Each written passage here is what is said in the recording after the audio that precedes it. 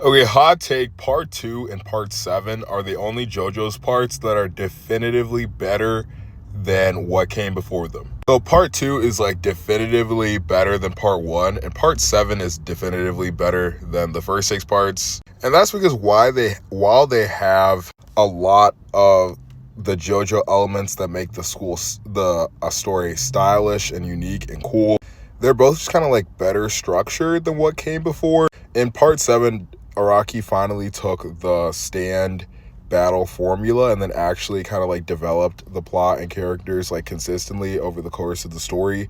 And each arc wasn't just, oh, we're gonna fight this guy and then continue the story. No, you were learning more about the lore, the race is always progressing.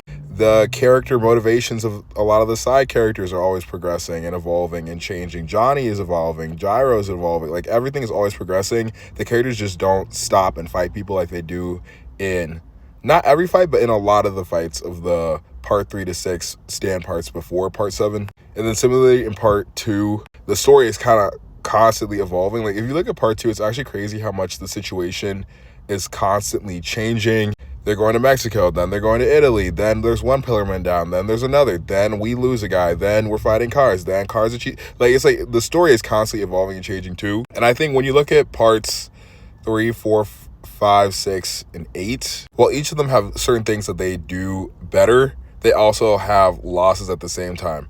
So going from part 2 to part 3, it's not a definitive step up, even though part 3 introduced the stands that were a better power system.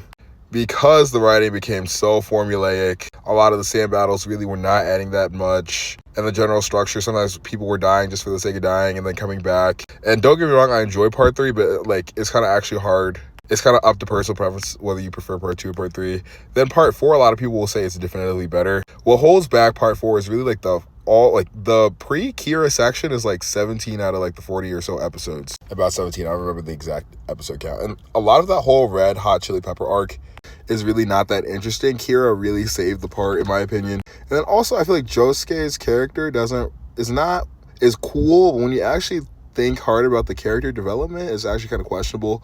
Part 5 can be very, very formulaic in the way it does its character, so it's hard to put it above part 4 objectively. Part 4 also had a clearly better antagonist than part 5, but part 5 at the same time, some of the stand battles of part 5 are peak. And Bruno's character arc is crazy. Giorno, And then part 8 has some great elements, but it's also like very messy in the way that it's written. It doesn't feel satisfying in a lot of its conclusions. In part 9, let's hope that it's another part 2 and part 7 that will just be better than anything we've ever